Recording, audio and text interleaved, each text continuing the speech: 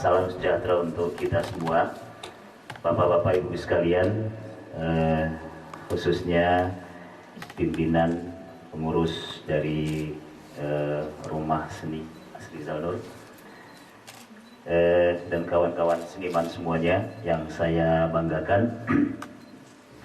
Saya sebenarnya terus terang bukan seniman, tapi memang mulai gemar menulis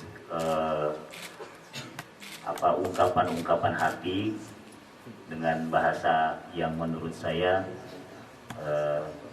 dalam kapasitas saya, menurut saya ya indah. Itu memang khususnya ketika saya mulai aktif mengajar di UIN, IAIN Syarif Hidayatullah.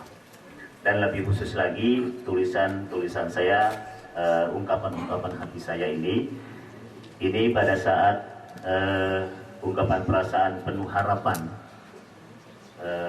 untuk kemajuan bagi kampung halaman saya pada tahun 2008, 2009, 2010 khususnya. Ketika saya menelusuri jalan-jalan kota Depok yang dengan gedung-gedung yang sudah mulai meninggi, yang saya sangat melihat perbedaan yang sangat ketika saya masih kecil, saya melewati Depok sebagai sebuah kecamatan dari Kabupaten Bogor. Itu perbedaan yang sangat mencolok sekali. Tetapi saya juga pada satu saat yang sama mendengar kekecewaan dari masyarakat terhadap sebagian penguasa, ya. Dan saya juga melihat masyarakat yang merasa mendapat atau mengalami penderitaan, khususnya kalangan pemangku jabatan-jabatan sosial, lebih khusus lagi sosial keagamaan yang mereka juga bagian daripada informal leader. Nah, mulai saat itu saya mulai menulis 2008 puisi saya yang saya beri judul Depokku.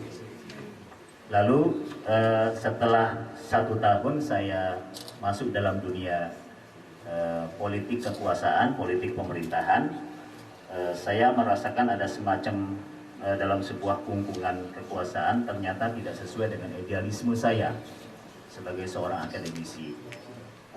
Disitulah saya melihat pemberontakan nurani seorang seniman Diki Chandra ini sesuatu yang sangat dirasa juga oleh kalbu seorang ustadz, seorang guru ngaji seperti saya. Maka saya ungkap juga perasaan-perasaan itu dengan saya beri judul pada saat itu. Cuman bedanya Bang Diki Chandra karena jiwa seninya itu lebih dominan, ya. Dia mengamuk, memberontak, akhirnya beliau mengundurkan diri. Ya, mungkin bedanya seperti itu dengan saya. Tetapi saya bisa bertahan, alhamdulillah, dengan memberikan ungkapan-ungkapan perasaan saya dengan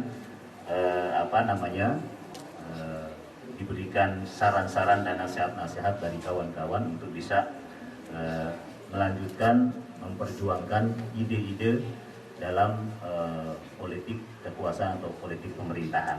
Lalu saya tulis puisi saya yang saya beri judul dengan Kaukah Pejuangnya.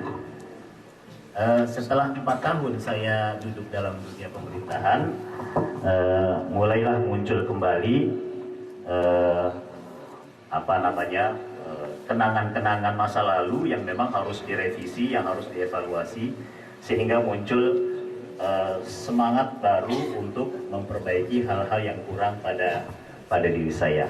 Lalu saya menulis sebuah puisi dengan judul Untukmu Depok, ya. Jadi 3 puisi ini barangkali ingin saya coba untuk membacakannya pada malam hari ini.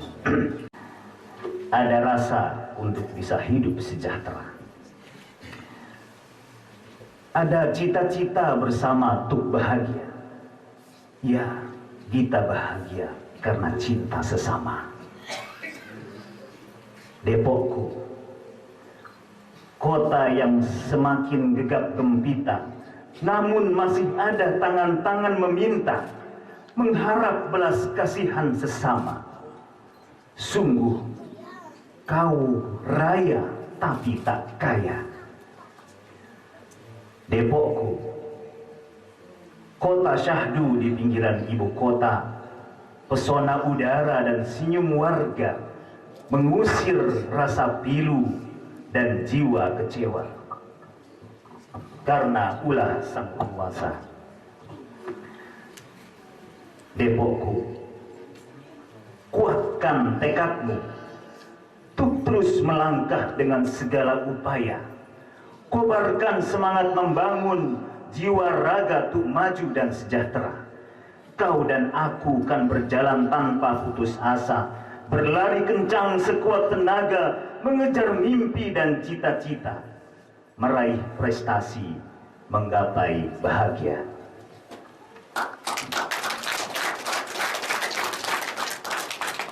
Yang kedua, kaukah pejuangnya? Sebuah renungan. Tak kuasa melihat tirani kekuasaan, tak tega membiarkan manusia-manusia sakit tertindas lara. Jiwa ini pun semakin menguat perkasa, tekad pun membaja untuk melawan durjana angkara murka. Di tempat kita berkota ria, bersiaplah sing-singkan lengan baju, payung-payung ide dan kembang rencana, mesti tertuju potensi kekuatan tua muda berpadu dalam lantunan irama suara merdu dan ayunan langkah berpadu syahdu. Kaukah pejuang kota dan warga? Ya, ini yang kedua. Yang ketiga ini saya tulis pada tanggal 26 Januari 2014, renungan dari pelantikan penulis, pelantikan saya sebagai wakil wali kota pada tahun keempat masa jabatan saya. Untukmu Depok, satu kata seribu makna, satu langkah sejuta karya, satu asa berbilang karsa, satu tekad bersama masyarakat berbudaya.